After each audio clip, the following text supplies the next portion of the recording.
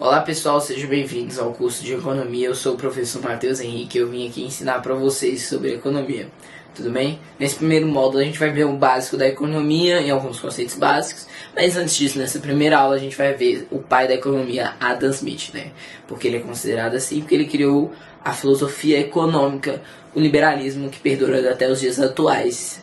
E já já a gente vai falar mais sobre essas filosofias. Mas antes, vamos falar um pouco sobre ele, tudo bem? O Adam Smith foi um filosofista e economista escocês e ele publicou algumas obras durante a sua vida e ele defendeu muito essa ideia liberalista da economia. A sua obra mais popular, como vocês podem ver aqui no material, é Uma Investigação sobre a Natureza e as Causas da Riqueza das Nações, publicada em 1776, ou seja, essa filosofia já perdura há muitos anos. E nessa filosofia ele prega os princípios, nesse livro, né, ele prega os princípios básicos do liberalismo e do capitalismo, que perdura até os dias atuais, tudo bem?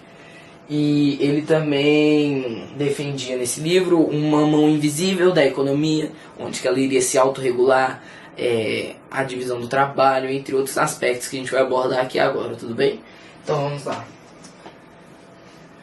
Os conceitos chaves do livro dele a gente tem a mão invisível que guia o mercado, que basicamente diz que o mercado se autorregula e que não necessita a intervenção de um governo para esse mercado se estabilizar e se manter estável, entendeu?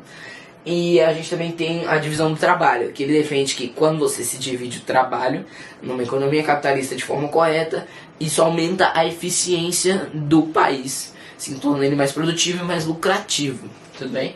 E a gente também tem um livre mercado e a livre concorrência, ou seja, você pode concorrer com qualquer pessoa sem nenhuma restrição no governo, entendeu? E é uma livre concorrência, mas também de forma saudável, tudo bem? Passando aqui para o próximo slide, a gente tem falando sobre o liberalismo.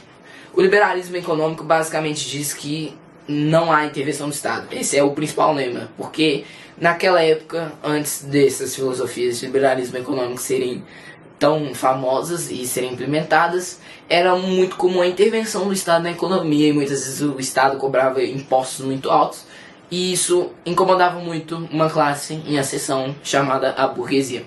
A burguesia, cansada disso, então, conheceu esse nosso cara muito foda da economia, Adam Smith, e com isso eles conseguiram implementar aos poucos, entrando na política, cada vez mais países, com meio de revoluções e manifestações, e começaram a implementar o liberalismo econômico. Então, pessoal, sobre o liberalismo econômico, a gente tem que alguns princípios, além do que eu citei antes, a gente tem esses princípios, o principal lema, né, que é a não intervenção do Estado, porque naquela época eles interviam muito no Estado, e a gente tem algumas características principais, como a defesa da propriedade privada, ou seja, não é terra de todos, nem terra do governo, é uma terra comprada, privada, que dá acesso a uma oportunidade a um sistema de heranças, onde que antigamente, antes desse sistema, caso você morria e você tinha alguma posse, essa posse ia para o Estado e não para o seu filho. Então agora, com esse novo sistema, a gente pode colocar que, caso, por exemplo, o seu pai morra, o que ele pertence a ele vai para você. Isso é muito revolucionário e que muitos burgueses defendiam na época, tudo bem? Aí a gente tem um lema que ele defendia bastante, que ele falava, um lema em latim que era "La si fes farir, la si fes passer". Gente, desculpa a pronúncia, eu não sei pronunciar de verdade, mas traduzindo, deixar fazer, deixar passar, ou seja, a liberdade econômica sem intervenção do Estado. Isso dá um livre-árbitro de a pessoa ir lá fazer suas decisões políticas e econômicas, sem intervenção de um Estado ou de alguma pessoa. E, de acordo com ele, sem essa intervenção do Estado da pessoa, acaba levando a uma economia melhor, que gera mais empregos, que tem mais lucro, que aumenta a qualidade de vida, maior renda. Ou seja, ele vê que esse sistema capitalista leva a uma vida melhor, a um país melhor, com maiores oportunidades de empregos e desenvolvimentos. Entendeu?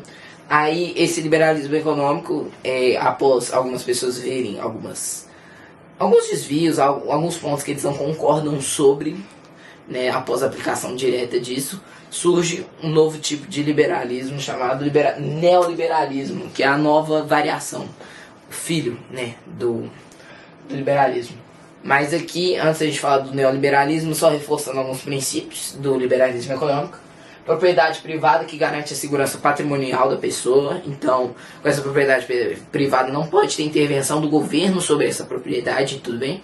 É tudo da propriedade da pessoa que comprou, que adquiriu, tudo bem? Outra propriedade é a concorrência, que promove inovação e eficiência, né? Porque com a concorrência, cada um disputando o melhor um para o outro, isso leva a pessoa a querer sempre ser melhor e inovar e ter novas ideias. E isso vai gerar um retorno muito bom no mercado, tudo bem? Um outro princípio é a mínima intervenção do Estado, que favorece a liberdade econômica.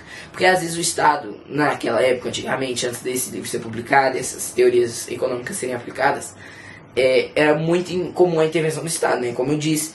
E isso levava a muitas crises econômicas, muitas pessoas passando fome. E as pessoas queriam se livrar disso, então elas começaram a defender e lutar por essas teorias econômicas.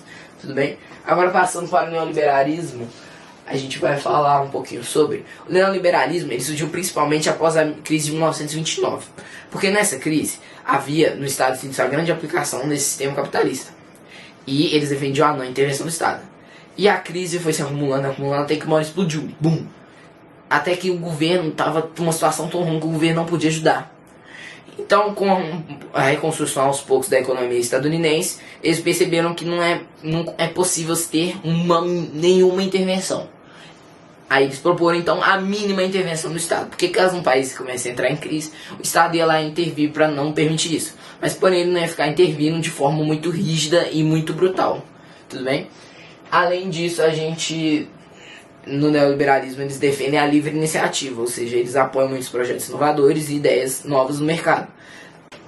Então, pessoal, falando sobre o neoliberalismo aqui, ele surgiu como uma evolução, uma adaptação do liberalismo econômico à globalização mundial.